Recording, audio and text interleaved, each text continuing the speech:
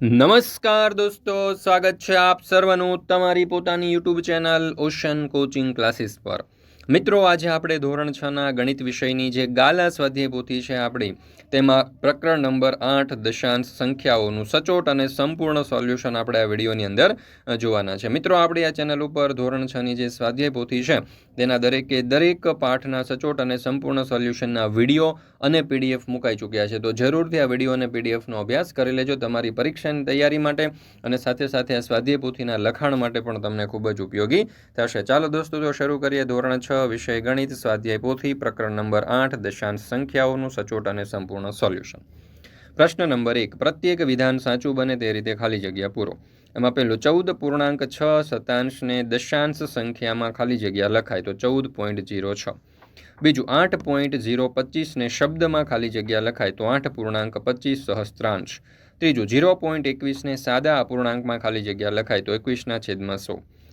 ચોથું 0.7 અને 0.07 પૈકી ખાલી જગ્યા સંખ્યા મોટી છે તો 0.7।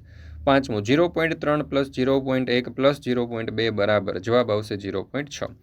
છઠ્ઠું 1.04 પ્લસ 0.4 પ્લસ 0.004 એટલે અહીંયા જવાબ આવશે 1.444। સાતમું 3.06 માઇનસ 0.6 બરાબર 2.46। આઠમું 50 પૈસાને દશાંશમાં રૂપિયા ખાલી જગ્યા લખાય તો 0.50। નવમું 2 મીટર 8 સેન્ટીમીટરને દશાંશમાં ખાલી જગ્યા મીટર લખાય તો જવાબ આવશે 2.08। દસમું 7 કિલોગ્રામ 17 ગ્રામને દશાંશમાં ખાલી જગ્યા કિલોગ્રામ લખાય તો જવાબ આવશે 7.076। મિત્રો, ધોરણ 3થી 12ની કોઈ પણ પ્રકારની પીડીએફ અને પીપીટી તમારે જોઈતી હોય તો એ તમને મળી જવાની છે ઓશન કોચિંગ ક્લાસીસ પરથી। જેમ કે સ્વાધ્યાય પોથીના સોલ્યુશન છે, સમજૂતી પ્લસ સ્વાધ્યાય છે, ગાલા સ્વાધ્યાય પોથી છે, પ્રોજેક્ટ પ્રવૃત્તિ છે, પ્રયોગ પોથી, ભૂગોળ પોથી, અંગ્રેજી ગ્રામર, યુનિટ ટેસ્ટ, આઈએમપી પ્રશ્નો, અસાઇનમેન્ટ કે કોઈ પણ પ્રકારના સોલ્યુશનની પીડીએફ અહીંયાથી તમને મળી જવાની છે। વોટ્સઅપ પર પણ પીડીએફ અને પીપીટી ઉપલબ્ધ છે, તો જરૂરથી વોટ્સઅપ પર પણ તમે પીડીએફ અને પીપીટી મેળવી શકો છો। એપ્લિકેશનનું નામ છે ocean coaching classes, mobile number છે 7046222254। ત્યાર પછી જે પ્રશ્ન નંબર 2, કાઉન્સમાં આપેલા વિકલ્પમાંથી સાચો વિકલ્પ પસંદ કરી ખાલી જગ્યા પૂરો। પહેલું 23.7 સહસ્ત્રાંશને અંકોમાં ખાલી જગ્યા લખાય તો 23.007। બીજું 32.015 ને શબ્દમાં ખાલી જગ્યા લખાય તો 32.15 સહસ્ત્રાંશ। ત્રીજું 1.5 ખાલી જગ્યા 1.05 તો અહીંયા જવાબ આવશે ગ્રેટર ધેન। 2.07 ખાલી જગ્યા 2.7 તો અહીંયા જવાબ આવશે લેસ ધેન। 9.876માં 8ની સ્થાન કિંમત ખાલી જગ્યા છે તો 8/10। 12.345માં 4ની સ્થાન કિંમત ખાલી જગ્યા છે તો જવાબ આવશે 4/100। 70.265માં 5ની સ્થાન કિંમત ખાલી જગ્યા છે તો 5/1000। આઠમું 3456/1000 બરાબર ખાલી જગ્યા તો 3.456। 43 સેન્ટીમીટર બરાબર ખાલી જગ્યા મીટર તો 0.43। 9 ગ્રામ બરાબર ખાલી જગ્યા કિલોગ્રામ તો 0.009। 11મું 1.3 પ્લસ 0.2 બરાબર ખાલી જગ્યા તો 1.5। 5.8 માઇનસ 0.3 બરાબર ખાલી જગ્યા તો 5.5 અને 2 માઇનસ 0.1 બરાબર ખાલી જગ્યા તો 1.9। ત્રીજું નીચેના દરેક પ્રશ્નના જવાબ માટે આપેલા વિકલ્પમાંથી સાચો વિકલ્પ શોધી તેનો ક્રમ અક્ષર પ્રશ્નની સામે આપેલા બોક્સમાં લખો।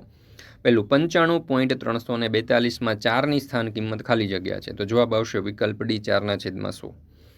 બીજું 6789/100 તો એમાં જવાબ આવશે આપણો વિકલ્પ બી 67.89। ત્રીજું છે 9.08 ખાલી જગ્યા 9.008 તો અહીંયા જવાબ આવશે વિકલ્પ ડી ગ્રેટર ધેન। ચોથું છે 3.894 ખાલી જગ્યા 3.895 તો જવાબ આવશે અહીંયા વિકલ્પ બી લેસ ધેન। ત્યાર પછી છે પાંચમું 3.4 કિલોમીટર બરાબર ખાલી જગ્યા મીટર તો જવાબ આવશે વિકલ્પ બી 3400।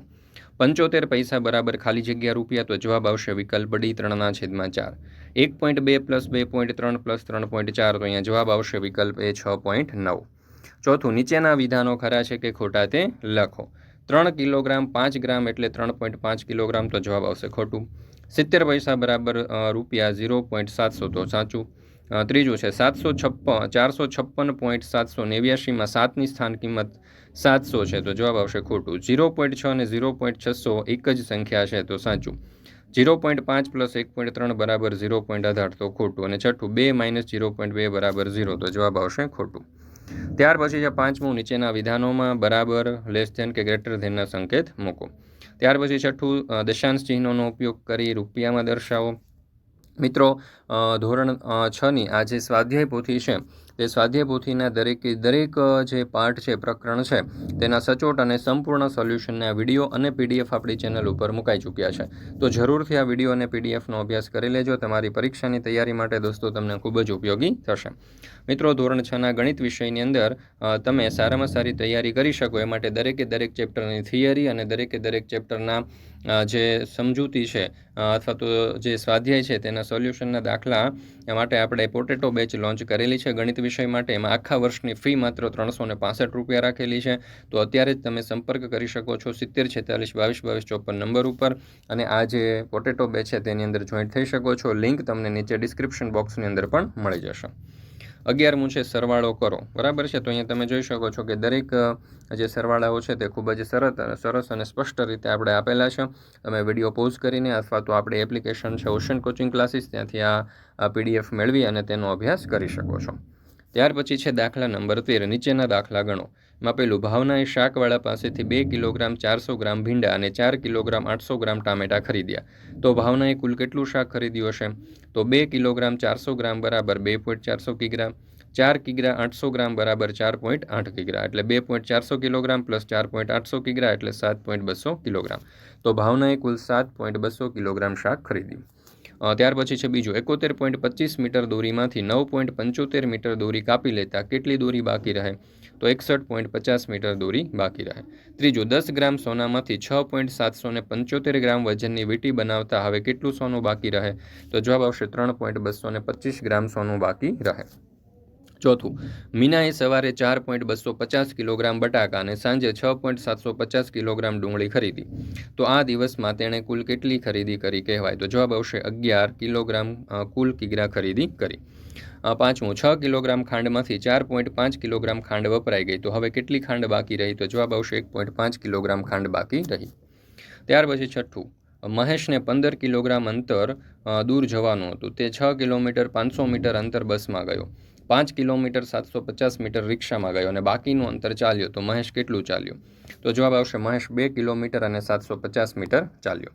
ત્યાર પછી અહીંયા આપણને પ્રવૃત્તિઓ આપવામાં આવેલી છે. સાચા જોડકા બનાવો. 3/10 એટલે જવાબ આવશે વિકલ્પ ડી 0.3. બીજું છે 13/10 એટલે જવાબ આવશે વિકલ્પ એ 1.3. ત્રીજું છે 3/100 એટલે અહીંયા જવાબ આવશે આપણો વિકલ્પ બી 0.13. 13/100 એટલે જવાબ આવશે આપણો વિકલ્પ બી 0.13. પાંચમું છે 3/1000 એટલે જવાબ આવશે ઈ 0.003. છઠ્ઠું છે 13/1000 એટલે અહીંયા જવાબ આવશે વિકલ્પ સી 0.013. મિત્રો અહીંયા આપણે આ ધોરણ 6નું ગણિત વિષયની જે સ્વાધ્યાય પોથી છે તેનું આ જે પ્રકરણ નંબર 8 છે તે પૂર્ણ કરીએ છીએ. ફરી મળીશું મિત્રો આપણે ધોરણ 6ના ગણિત વિષયની સ્વાધ્યાય પોથીના પ્રકરણ નંબર 9ના સચોટ અને સંપૂર્ણ સોલ્યુશન સાથે. મિત્રો આપણી આ ચેનલ ઉપર ધોરણ 6ના ગણિત સહિતના દરેક વિષયની જે સ્વાધ્યાય પોથી છે તેના વિડીયો અને પીડીએફ મુકાઈ ચૂક્યા છે. તો જરૂરથી આ વિડીયો અને પીડીએફનો અભ્યાસ કરી લેજો. તમારી પરીક્ષાની તૈયારી માટે તમને ખૂબ જ ઉપયોગી થશે.